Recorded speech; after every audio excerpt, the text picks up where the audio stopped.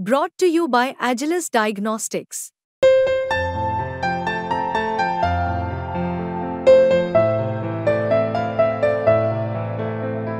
Agilus Diagnostics. Jharkhand में विधानसभा चुनाव की टिक शुरू हुई तो गुमनाम चल रहे यशवंत सिन्हा एक्टिव हो गए हैं। राजनीति में लंबी और शानदार पारी खेलने के बाद ब्रेक पर चल रहे यशवंत सिन्हा ने 86 साल की उम्र में नई राजनीतिक पारी शुरू करने की ठानी है। झारखंड में जेएमएम कांग्रेस बीजेपी को टक्कर देने के लिए अपनी नई पार्टी बनाएंगे, जिसका नाम और विचार पूर्व पीएम अटल बिहारी वाजपेयी पर होगा। अभी साफ नहीं है कि उनके बेटे जयंत सिन्हा पार्टी में होंगे या नहीं।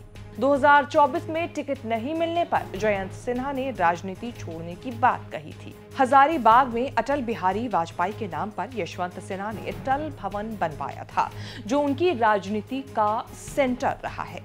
अटल विचार मंच यशवंत सिन्हा चलाते हैं। एक वक्त में यशवंत सिन्हा ने हजारीबाग में बीजेपी को दफ्तर चलाने के लिए अटल भवन दिया हुआ था। जब पार्टी से कनेक्शन खत्म हुआ तो भवन से बीजेपी को बाहर कर दिया।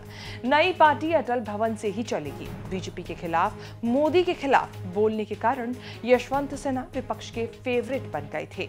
2022 में राष्ट्रपति चुनाव में जब बीजेपी ने द्रौपदी मुर्मू को उम्मीदवार बनाया तो यशवंत सिन्हा विपक्ष के साझा राष्ट्रपति उम्मीदवार बने थे।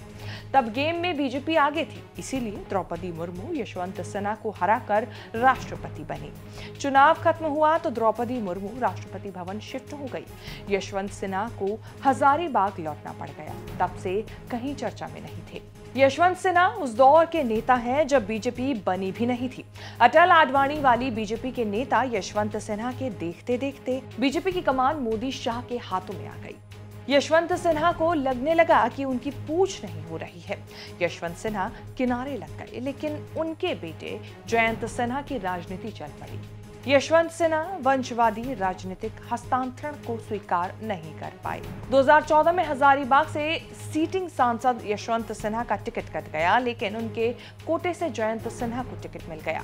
पिता की तरह जयंत सिन्हा भी इकोनॉमी के एक्सपर्ट माने जाते हैं। पहले वित्त मंत्रालय में राज्य मंत्री, फिर विमान मंत्री बनाया गया। बेटे के प्रमोशन के बाद भी यशवंत सिन्हा शांत नहीं रहे। बीजेपी में रहकर मोदी के खिलाफ लगातार बोलते रहे। पार्टी बर्दाश्त करती रही। 2018 में धैर्य ने जवाब दे दिया, तब उन्होंने खुद बीजेपी छोड़ दी। जयंत सिन्हा बीजेपी में बने रहे। जयंत सिन्हा को हजारीबाग से दूसरी बार 2019 में भी टिकट मिला। बस बदलाव इतना हुआ कि 7.25 लाख वोटों से जीतने के बाद भी मोदी सरकार 2 में मंत्री नहीं बन सके। भारी झटका 2024 में लगा जब जयंत सिन्हा का भी हजारीबाग से टिकट कट गया। ऐसा माना जाता है कि जयंत सिन्हा का मामला यशवंत सिन्हा के कारण गड़बड़ाया। सिन्हा परिवार का तीसरी पीढ़ी भी राजनीति में आ चुकी है। यशवंत सिन्हा के पोते और जयंत सिन्हा के बेटे अशीर सिन्हा ने कांग्रेस में शामिल होकर अपनी राजनीतिक पारी शुरू की है। बीजेपी से निकलकर यशवंत सिन्हा ने बिहार के सांसद रहे अरुण कुमार के साथ बिहार सब लोग पार्टी की नींव रखी। 2020 के बिहार विधानसभा चुनाव में फ्लॉप होने के बाद अरुण कुमार ने पार्टी एलजेपी में मर्ज कर दी। यशवंत सिन्हा पहुंच गए कोलकाता। 2021 में ममता बनर्जी की पार्टी तृणमूल कांग्रेस ज्वाइन की। ममता ने पार्टी का उपाध्यक्ष बनाया। ममता ने ही नाम आगे किया तो यशवंत सिन्हा 2022 के राष्ट्रपति चुनाव में विपक्ष के साझा उम्मीदवार बने। चुनाव हारने के बाद से ही कहीं कुछ करते नहीं दिखे।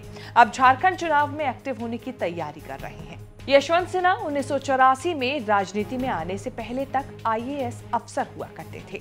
जब दौर खत्म हो रहा था तब जनता पार्टी में शामिल हुए। राज्यसभा सांसद और पार्टी महासचिव बनाए गए। 1989 में जनता दल बना तो यशवंत सिन्हा संस्थापक सदस्य और जनता दल महासचिव बने। उसी दौर में चंद्रशेखर की सरकार में वित्त मंत्री बनाए गए। अटल आडवाणी जब बीजेपी को सत्ता के करीब ले आए तब बीजेपी में शामिल हुए। अब से 28 साल पहले 1986 में बीजेपी के प्रवक्ता बने थे। 1999 में तीसरी बार वाजपेयी सरकार बनी। इकोनॉमी एक्सपर्ट होने के कारण वित्त मंत्री बनाए गए। उन्हीं के समय शाम में पेश होने वाला बजट सुबह पेश होना शुरू हुआ था। वित्त मंत्रालय से शिफ्ट करके 2002 में उन्हें विदेश मंत्री बनाया गया था। आईएएस अफसर होने के बाद भी कायस्थ यशवंत सिन्हा जमीनी राजनीति से जुड़े रहे।